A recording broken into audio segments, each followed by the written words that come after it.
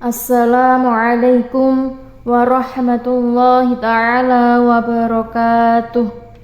Bismillahirrahmanirrahim. Alhamdulillahi rabbil alamin.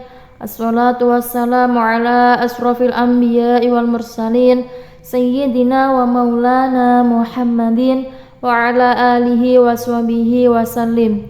Qala rabbi shrah li sadri wa yassir li amri wahlul 'uqdatam min lisani yafqahu qawli. Allahumma shalli ala sayyidina Muhammadin al-Fatih lima ughliq wal khatim lima sabaq nasiril haqqi bil haqqi wa ala alihi haqqa qadrihi wa miqdarihil azim, amma ba'du. Qala muallif as-sayyid Salim ibnu Samir al-Hadrami rahimahumullahu ta'ala wa nafa'ana bihi wa bi'ulumihi fid dharaini, amin. Sahabat-sahabatku, pertemuan kali ini kita akan belajar mengaji kitab Safinatun Najah, fasal yang membahas tentang takbiratul ihram.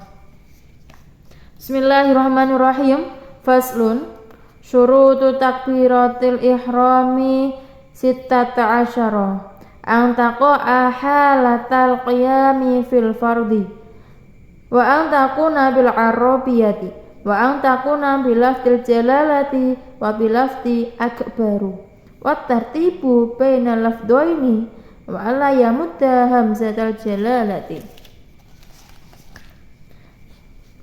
wa adamu matibai akbaru wa alla yushaddidal ba'a wa alla yuzida wawan sakinatan aw mutaharrikatan bainal kalimataini wa alla yazida wawan qabla jalalati wa alla yaqifa baina kalimatiyya at-takbiru waqfatan tawilatan wala qasiratan wa ayyusmi'a nafsahu jami'a khurufiha wa dukhulul waqti fil muaqqati wa iqa'uha halal istiqbalu wa alla yuhilla biharfin min hurufiha wa ta'khiru takbiratil ma'mumi an takbiratil imami.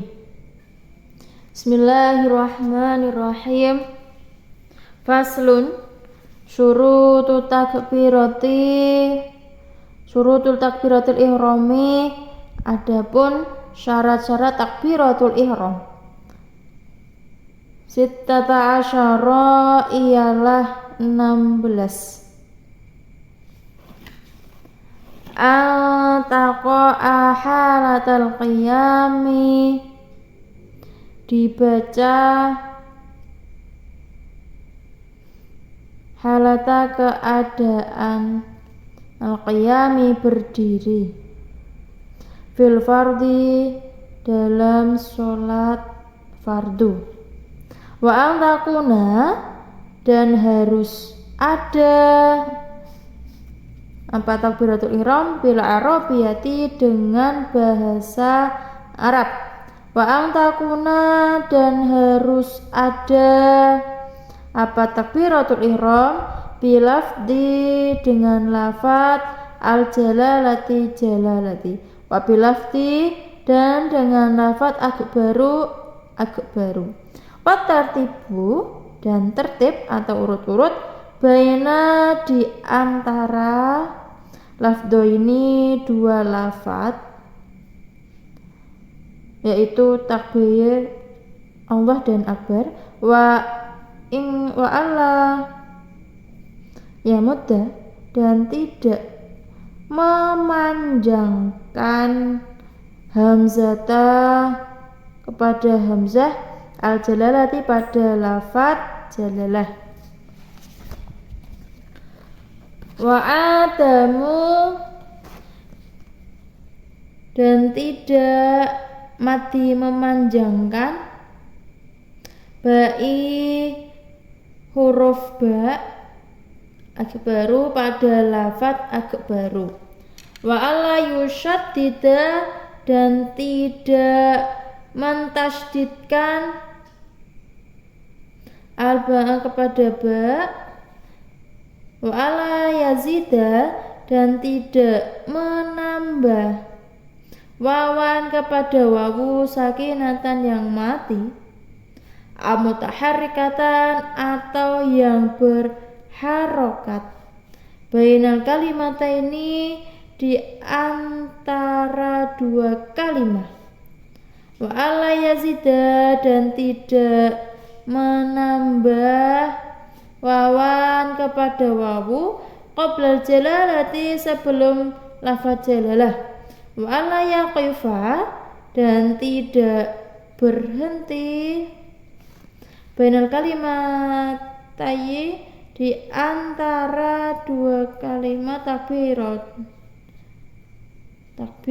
wakfatan dan berhenti kawilatan waktu yang lama, wala kaswiratan dan tidak pada waktu yang sebentar atau pendek, wa ayyusmi'ah dan harus ada didengar nafsahu kepada dirinya jami'a seluruh hurufiha hurufnya takbiratul ihram, wa dukhulul waqti dan masuk waktu fil muaqqati pada muaqqah, wa iqa'uha dan melakukan hal istiqbalu keadaan menghadap kiblat, wa alla yahillah dan harus la yahillah tidak mengganti biharfin dengan huruf min hurufiha dari huruf-hurufnya takbir, wa ta'khiru dan mengakhirkan takbiratul ihram al-ma'mumi siapa makmum dari takbiratul imami takbirnya imam. Penjelasan dari fasal ini tentang syarat-syarat bertakbiratul ihram. Penjelasan Imam Nawawi dalam kitab Kasyifatus Sajak. Fasal ini menjelaskan tentang syarat-syarat takbiratul ihram. Apa saja? Yaitu syarat-syarat takbiratul ihram itu ada 16. Bahkan ada 17 yang apabila salah satu dari mereka tidak ada, maka sholatnya tidak sah. Yang pertama yaitu takbiratul ihram harus terjadi dan dilakukan pada saat berdiri dalam melakukan sholat fardu. Maksudnya pada saat berdiri setelah tubuh tegap dan sampai posisi yang mencukupi membaca Al-Fatihah. Yang kedua, takbiratul ihram diucapkan dengan menggunakan bahasa Arab bagi musholli yang qadir atau mampu menggunakan bahasa Arab tersebut. Ketiga, yaitu menggunakan lafaz jalalah Allah. Oleh karena itu tidak sah apabila musholli mengucapkan Ar-Rahmanu Akbar. Yang benar adalah Allahu Akbar. Yang keempat, takbiratul ihram menggunakan lafaz akbaru. Oleh karena itu tidak cukup dengan menggunakan Allahu kabirun karena hilangnya sikap takdim. Merlima, tertib antara dua lafaz Allah dan akbaru. Oleh karena itu tidak mencukupi dengan mengatakan Allah Akbar karena dapat menyalahi takbir. Berbeda dengan salam, sekiranya dalam salam diperbolehkan tidak tertib, yaitu dengan mendahulukan khobar dan mengakhirkan mubtada. Karena tidak menyalahi salam, apabila musolli membaca lafaz akbaru 2 kali, seperti ia mengatakan akbaru Allahu akbar, maka apabila ia menyengaja lafaz Allah sebagai permulaan, maka takbirnya sah. Jika tidak menyengaja demikian, maka tidak sah. Nomor 6, tidak membaca mat atau panjang pada huruf hamzah pada lafaz jalalah. Contoh Allah, itu tidak boleh. Oleh karena itu, apabila musolli membacanya dengan panjang atau mat, maka sholatnya tidak sah, karena ia telah merubah kalam khobar ing syai'i menjadi istifham atau menanyakan. Diperbolehkan menghilangkan membaca hamzah lafaz Allah ketika dibaca wasol lafaz sebelumnya.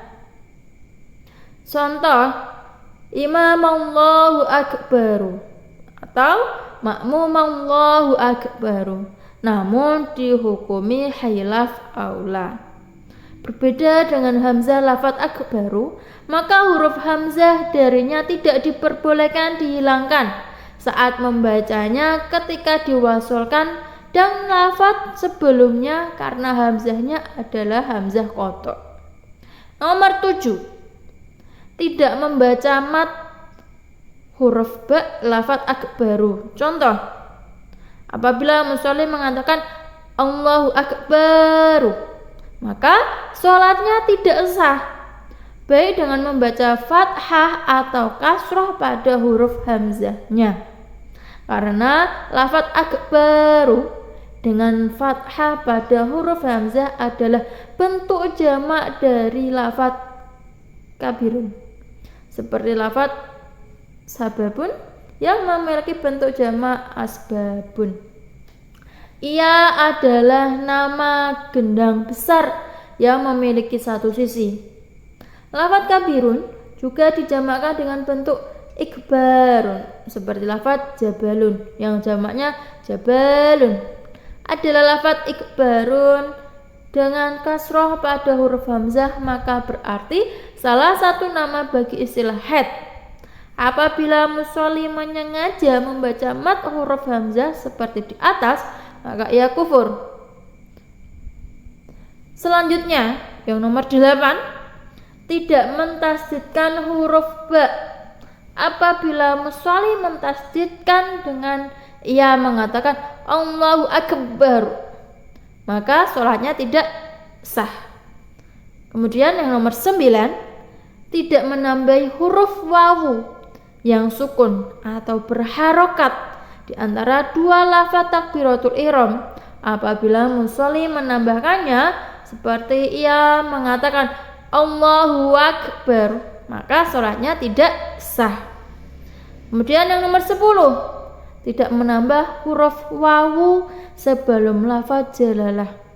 Apabila musolli mengatakan wallahu akbar, maka sholatnya tidak sah, karena tidak ada lafaz yang menjadi maktufnya, berbeda dengan kalimah salam.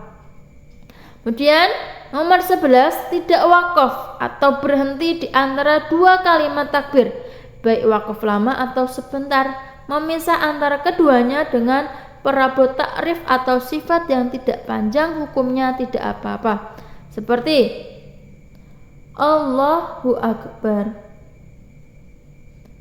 Berbeda apabila sifat memisah antara keduanya itu panjang, sekiranya 3 sifat atau lebih, maka batal sholatnya, seperti Allahul Jalilul Azimul Halimul Akbaru.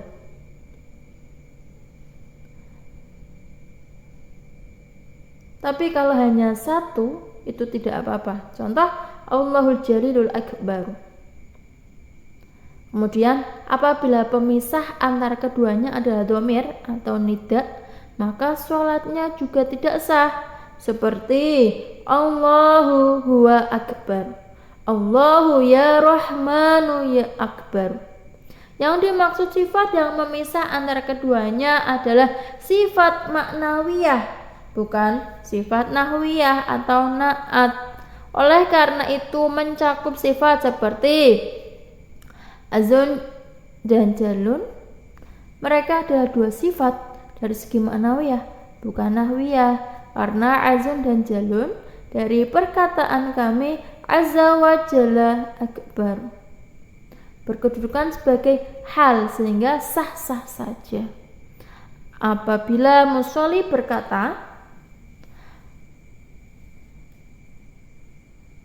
Allahu akbar jalilun dengan menakirahkan lafaz jalilun, maka hukumnya tidak sah karena tidak menjadi sifat.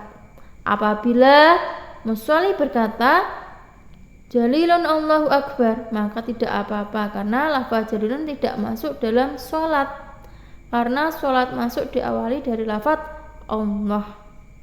Nomor 12, musolli mendengar seluruh huruf-huruf takbiratul ihram ketika ia memiliki pendengaran yang sehat dan kondisi saat ia sholat tidak ada penghalang seperti ramai atau lainnya. Namun apabila ada penghalang, maka ia mengeraskan suaranya dengan ukuran keras yang andaikan ia tidak tuli, maka ia dapat mendengarnya. Musolli yang menderita sakit bisu, bukan bawaan lahir, wajib menggerak-gerakkan lisan, kedua bibir, dan anak lidah saat bertakbir dan rukun qauli lainnya seperti tasyahud, salam, dan zikir-zikir lainnya. Apabila ia menderita sakit bisu karena bawaan lahir, maka tidak wajib atasnya menggerak-gerakkan lisan, kedua bibir, dan anak lidah saat bertakbir dan rukun qauli lainnya. Nomor 13, masuknya waktu sholat, yaitu ketika bertakbiratul ihram melakukan sholat muakkad baik fardu atau sunnah, begitu juga sholat yang memiliki sebab. Yang nomor 14, melakukan takbiratul ihram dengan posisi menghadap kiblat atau Ka'bah. 15, tidak merusak salah satu huruf dari huruf-huruf takbiratul ihram. Dimaafkan bagi musolli yang awam mengganti huruf hamzah lafaz akbaru dengan huruf wawu, seperti yang difaedahkan oleh Syarqawi dan Bajuri. Ditambahkan oleh Bajuri bahwa dimaafkan bagi musolli yang awam membaca takbiratul ihram dengan tidak mensukunkan huruf ra, yaitu lafaz akbaru.